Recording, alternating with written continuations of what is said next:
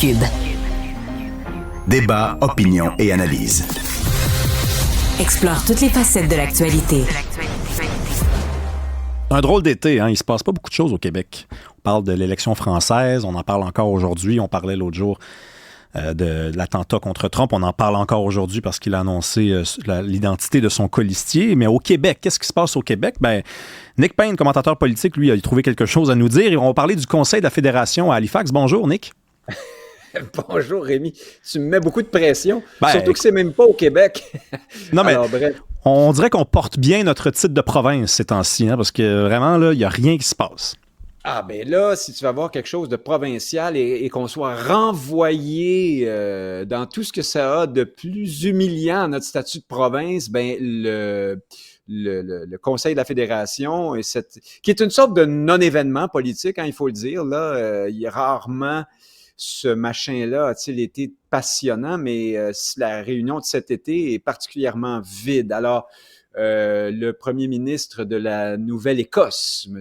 Houston, a écrit une lettre au nom de ses homologues, n'est-ce pas, à Justin Trudeau, pour faire part de ce dont on va discuter cette année, des revendications du Conseil à l'endroit du gouvernement fédéral. Ben vraiment, c'est la portion congrue, là, donc le service minimum. Hein, on parle de fédéralisme coopératif. Il faut réactiver le fédéralisme coopératif. Il faut respecter les champs de compétences. Enfin, ce genre de petite musique. On aurait pu mettre un robot puis envoyer tout ce monde-là en vacances. Là, ça aurait fait pareil. Pardon d'être aussi cynique, mais bon, il y a pas beaucoup de substance. Revenons un instant aux origines. Là, c'est Jean Charest, hein, qui est l'initiateur de ce Conseil de la Fédération. C'est une idée qui traînait dans le décor canadien depuis longtemps, mais sur laquelle on n'arrivait jamais à s'entendre. Et cette année-là, en 2003, le tout nouveau premier ministre ultra-fédéraliste du Québec, Jean Charest, réussit à faire accepter l'idée par les autres premiers ministres canadiens. Il faut dire qu'il y avait, dans les textes fondateurs de ce Conseil, une mention à l'effet que le Québec n'avait pas signé la loi constitutionnelle de 82, hein, quand même. Alors, on faisait cette concession, on acceptait d'intégrer cette notion dans l'univers mental du Conseil de la Fédération. Et depuis, ben ce bidule, ce machin, donc cette espèce de conférence annuelle ou enfin ponctuelle, illustre bien le grand malentendu canadien. Hein? C'est-à-dire que, vu du Québec et par Jean Charest, on a l'impression que c'est une espèce comment dire, d'outil pour se doter d'un rapport de force face à Ottawa qui pourrait permettre, grâce à des alliances avec les autres provinces canadiennes, au Québec de pratiquer une forme d'autonomisme, hein, d'être ce que nous pensons être ici, c'est-à-dire un État national qui s'épanouit à l'intérieur du Canada. Or, on le voit à l'usage, année après année, ce n'est pas de ça du tout dont il s'agit, mais plutôt d'une conférence d'élus régionaux, et puis voilà, il faut lire aujourd'hui dans les médias, hein, puis depuis hier, comme à chaque réunion de ce conseil, la terminologie employée. Alors, on parle des homologues de François Legault, hein, c'est-à-dire que nous, là, notre chef de gouvernement national, celui qui préside au destin de la nation québécoise, mais son homologue, c'est un gérant de province comme le gars de la Nouvelle-Écosse ou celui de l'île du Prince-Édouard. Voilà ce qui nous ramène vraiment à notre statut provincial dans toute sa splendeur. Ensuite, les attentes des dirigeants des autres provinces ne sont pas du tout les mêmes que celles en principe de François Legault. Eux, ce sont effectivement des dirigeants régionaux qui aiment à se rencontrer pour voilà, se donner un petit peu de rapport de force face à un gouvernement central dont ils ne contestent pas véritablement la légitimité autrement que pour parfois manifester un peu de mauvaise humeur face aux élans centralisateurs d'Ottawa. Mais c'est tout. Il reste que pour eux, Ottawa, c'est le gouvernement national central et ils sont très à l'aise avec ça. Il y a quand même Danielle Smith, Nick, qui a fait adopter la loi sur la souveraineté de l'Alberta dans un Canada uni. En tout patriotisme canadien. Oui, c'est ça. La distinction est importante quand même. Oui, puis elle s'inspire même de certaines législations québécoises là, dans divers domaines. Désormais, elle veut faire comme le Québec à certains égards. Bien sûr, en bonne canadienne, il faut voir les Albertains, même conservateurs, tout bardés de drapeaux canadiens dans diverses manifestations. Il n'est pas question pour eux, même si on aime bien ce fantasme-là, parfois, là, vu du Québec, de se séparer du Canada. C'est pas du tout dans les cartons, même si des fois on se fâche un peu puis on le laisse croire. C'est pas un mouvement puissant en Alberta. Mais donc, ce que j'allais dire, c'est qu'il arrive parfois un front commun, là, notamment quand on demande des transferts en santé, par exemple. Et puis, alors, entre le Québec et d'autres législations canadiennes, d'autres provinces canadiennes, mais finalement, lorsqu'Ottawa sort le chèque, en général, le Front commun tombe en morceaux en un claquement de doigts, et puis le Québec se trouve seul dans son coin. Bon, cette année, François Legault veut parler du phénomène migratoire et des demandeurs d'asile à ses homologues, comme on dit, provinciaux. Pour le moment, les échos qu'on a de ces approches de M. Legault sont pas très... on sent pas la terre trembler là-dessus. On comprend que François Legault, c'est le Québec, c'est un premier ministre en principe nationaliste et autonomiste, donc toutes les raisons, toutes les mesures de précaution sont prises pour ne pas avoir l'air de donner à M. Legault un pouce dans ses velléités autonomistes. Et puis, c'est ce qui fait qu'au final, cette réunion ne donnera probablement pas grand-chose, comme d'habitude.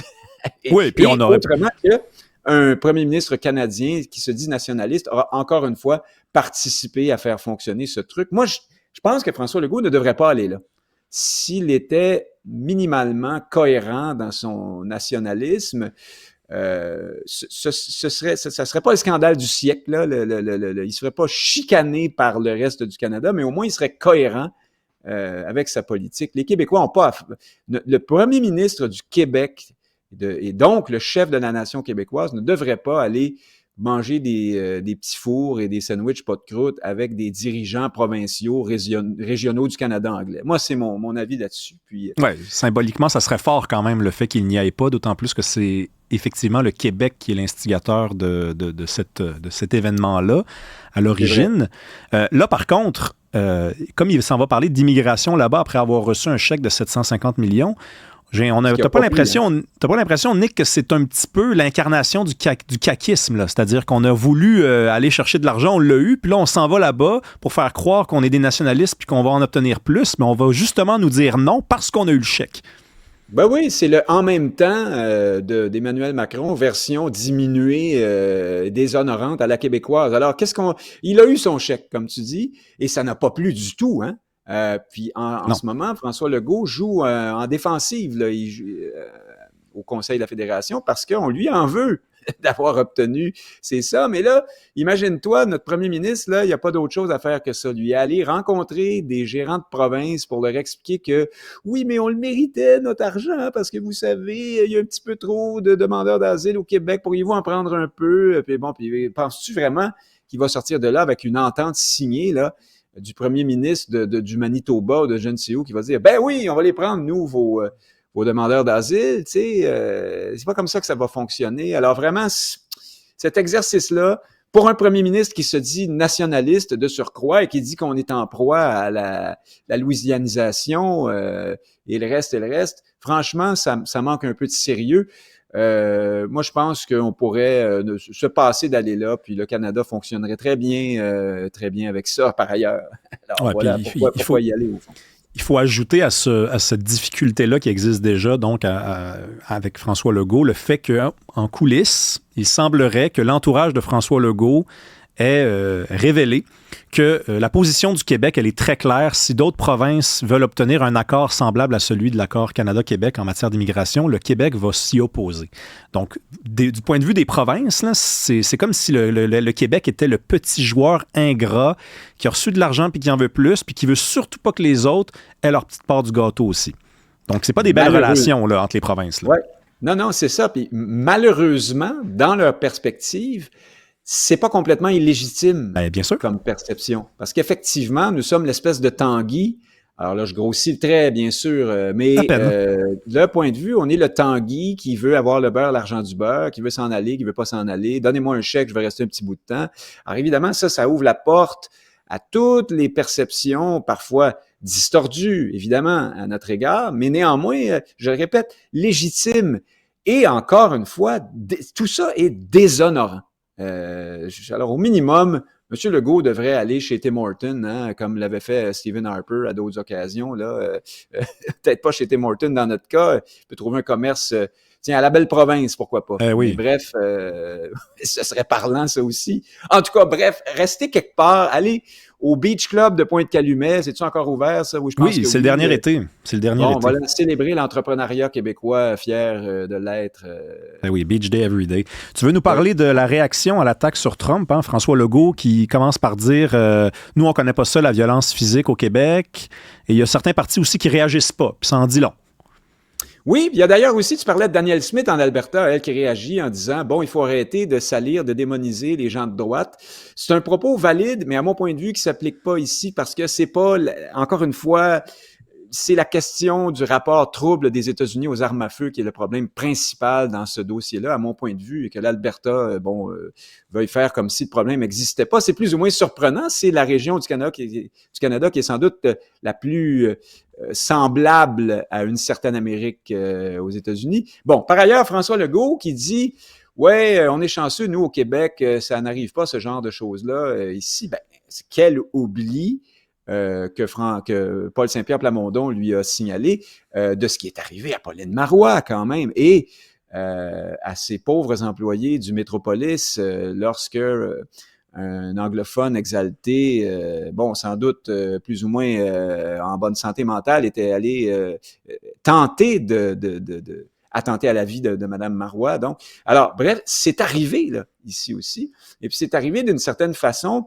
de façon plus, plus grave, plus politiquement. Alors, c'était pas un ado boutonneux, un peu mêlé, dont on ne connaissait pas les orientations politiques. C'est quelqu'un qui était fâché contre les séparatistes. Alors, c'était de ce point de vue-là, un véritable attentat politique. Et dans la psyché québécoise, ce genre de choses-là disparaît. Hein? C'est comme si c'était pas arrivé. M. Legault nous incarne bien à ce point de vue-là. Il parle d'une fusillade sur Trump en oubliant complètement que c'est arrivé à Pauline Marois. Donc, franchement, ça dit quelque chose de nous. Et Paul Saint-Pierre Plamondon a bien fait de le rappeler à M. Legault. Moi, cela dit là-dessus, je suis pas complètement... je ne suis pas certain que je tienne à ce qu'on donne beaucoup d'importance à ces hurluberlus qui décident de tirer sur les personnalités politiques. Je suis pas complètement fâché qu'au Québec, on ait un rapport relativement dépassionné avec ça. Néanmoins, je pense qu'on pêche dans l'autre sens, là. On est vraiment amnésique, surtout sur les questions qui touchent notre destin national, puis on l'a vu à travers cette affaire-là aussi. Alors, bravo à Paul Saint-Pierre Plamondon tout de même sur celle-là. Puis ensuite, tu as Québec solidaire. Silencieux, silence assourdissant de 48 heures sur l'attentat, jusqu'à ce que des journalistes posent la question. Et là, QS a condamné fermement quand même, il faut le dire. Mais oui. Jusque-là, silence radio sur les réseaux sociaux, ça nous rappelle ce qu'est Québec solidaire. Hein? Les questions de gauche-droite, d'orientation sur le continuum gauche-droite sont plus importantes que tout. Et comme M. Trump est un homme de droite, manifestement, pour pas dire d'extrême droite, certainement dans la perspective de QS, pourquoi s'émouvoir de ce que quelqu'un lui ait tiré dessus? C'est un peu triste en même temps qu'on échappe un peu d'humanité à travers ça. Hein. Je pense que ça aurait été la moindre des choses, là, alors que tout le monde se prononçait, que Québec solidaire mette un petit mot aussi à ce moment-là. Mais tu te rappelles, Nick, dans les cours de français, on nous apprenait les métaphores et condamner fermement après 48 heures, ça s'appelle une antithèse. Donc, oui, effectivement. Donc, réaction forte, ferme, mais tellement en retard qu'on n'est pas suffisamment con pour savoir que ça a été organisé puis que ça a été... Ils ont mis de la mousse parce qu'il fallait mettre plus de mousse 48 heures plus tard, mais c'est tout, en fait. Ils en ont rien à battre. Ça mange pas de pain, comme disait l'autre. Voilà. Après 48 heures, le message est clair. Ça veut dire que on n'est pas fâché. Mais qu'on condamne parce que le journaliste nous a posé une question, puis on n'est quand même pas assez fou pour répondre autre chose que ce qu'il faut répondre. Mais exactement. Tu as raison, c'est une antithèse, c'est un message parfaitement contradictoire, mais que tout le monde a compris, néanmoins. Nick Payne, toujours un plaisir. On s'en reparle demain. Certainement, salut.